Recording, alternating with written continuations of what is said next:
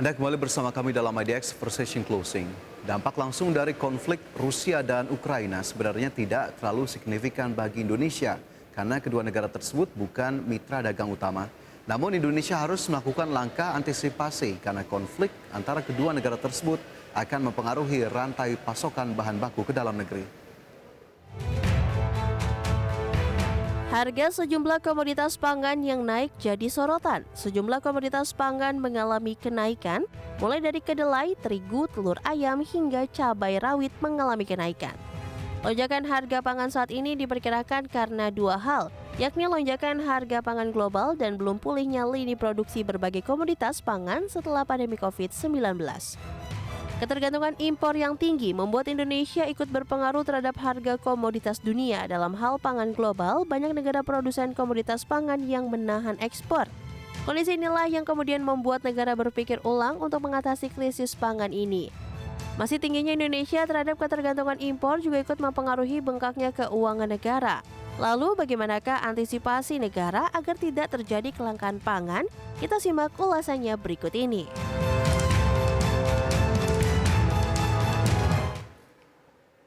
Ya, terganggunya rantai pasok global akibat perang Rusia-Ukraina ini menjadi persoalan semua negara.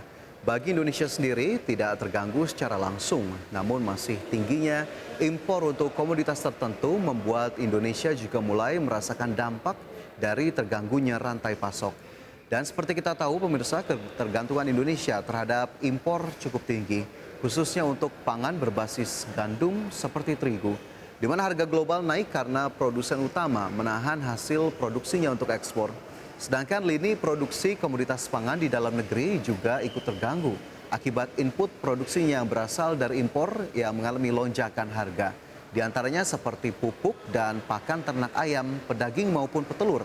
Akibatnya sejumlah komoditas yang input produksinya tergantung impor mengalami lonjakan harga seperti telur dan daging ayam. Adapun Badan Pangan Nasional, Bulog dan juga instrumen lain harus didorong dalam penguatan stok sehingga bisa digunakan untuk stabilisasi stok dan harga pangan nasional. Sebagai contoh, saat ini Bulog harus menggenjot serapan gabah petani agar memiliki stok beras dalam jumlah besar. Pemerintah juga harus lebih serius meminimalisir ketergantungan impor pada komoditas pangan yang bisa diproduksi di dalam negeri. Tepung misalnya, industri tepung berbasis lokal harus digenjot dari sekarang untuk mengurangi ketergantungan impor. Yang menjadi problem atau masalah utama dari persoalan pangan adalah adanya kenaikan biaya produksi pangan seperti input produksi dari pupuk. Kemudian tantangan kedua, selain dari faktor biaya produksi adalah proteksionisme yang dilakukan banyak negara. Misalnya India dengan gandum dan gula, kemudian Ukraina dengan gandum, disusul dengan negara lain yang menjadi sumber penting pangan bagi Indonesia.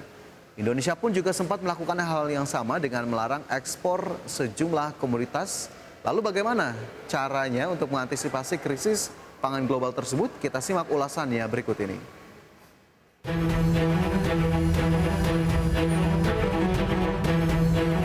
Ancaman krisis pangan sudah di depan mata. Krisis pangan yang disebabkan perang antara Rusia dan Ukraina menjadi tantangan tersendiri bagi sejumlah negara tak terkecuali Indonesia. Kedua negara tersebut merupakan produsen dan eksportir komoditas utama dunia. Mulai dari minyak dan gas, pertambangan, hingga pangan yang berasal dari dua negara tersebut. Perang telah membuat produksi dan distribusi berbagai komoditas terganggu. Selain itu, embargo yang dilakukan terhadap produk Rusia sebagai bentuk sanksi atas serangan militer ke Ukraina semakin memperburuk keadaan. Alhasil hal ini membuat arus komoditas menjadi terganggu. Presiden Joko Widodo sendiri telah memerintahkan jajarannya untuk melakukan pemanfaatan lahan, di antaranya tanaman sawit dengan menanam sorghum, jagung, hingga porang. Presiden ingin Indonesia tak hanya lolos dari ancaman krisis pangan, namun juga bisa mandiri dan memanfaatkan peluang ekspor.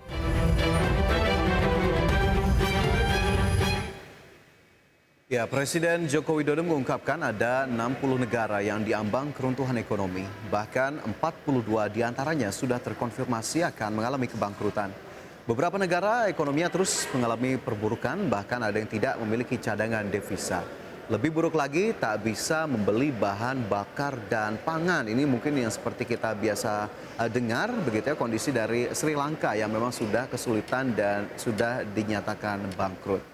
Nah, pemirsa, dari Presiden, Menteri, pengamat dan juga berbagai kalangan selalu menyinggung soal ancaman krisis pangan. Indonesia sendiri mengaku pernah mendapatkan telepon dari negara lain untuk memasok minyak goreng ke negara lain karena stoknya yang menipis.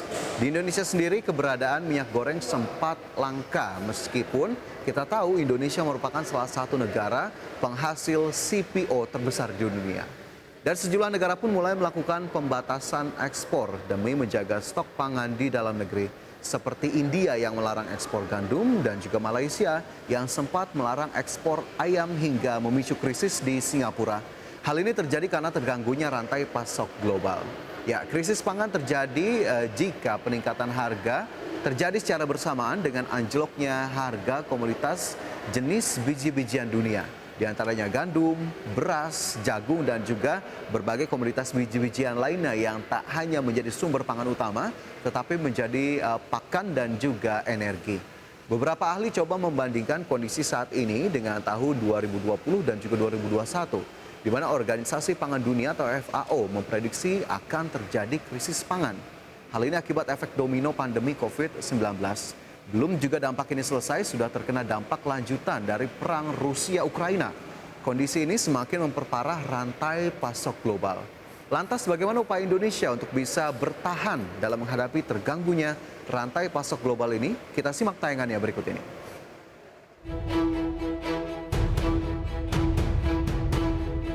Beberapa waktu lalu Presiden Joko Widodo mendatangi Ukraina dan Rusia. Selain membawa misi perdamaian, kunjungan tersebut juga mengingatkan pentingnya menjaga rantai pasok global yang terganggu akibat konflik antara Rusia dan Ukraina. Ketika pandemi, rantai pasok global mulai terganggu akibat adanya lockdown di sejumlah negara. Belum juga gangguan rantai pasok itu mereda, muncul perang antara Rusia dan Ukraina yang memberikan dampak buruk bagi rantai pasok global. Sanksi negara barat untuk Rusia semakin memperparah keadaan, gangguan rantai pasok semakin tidak terkendali dan mendorong tingginya inflasi di sejumlah daerah. Akibatnya sejumlah negara mulai menaikkan suku bunga acuan. Bagi negara berkembang seperti Indonesia, tentu hal ini menjadi sebuah ancaman karena bisa mengganggu pertumbuhan ekonomi. Atas dasar itulah salah satu agenda kedatangan Presiden Jokowi ke Ukraina dan Rusia beberapa waktu lalu adalah membuka kembali rantai pasok global yang selama ini terdampak perang antara kedua negara. Jika tidak dicarikan solusi, dampaknya akan sangat mengkhawatirkan bagi Indonesia.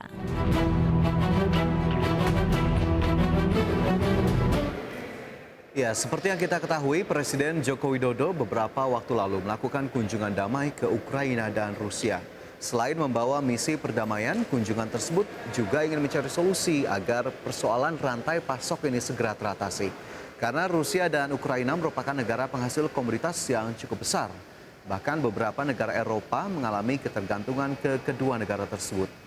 Perang Rusia di Ukraina akan mengganggu perdagangan dan menyumbat rantai pasok.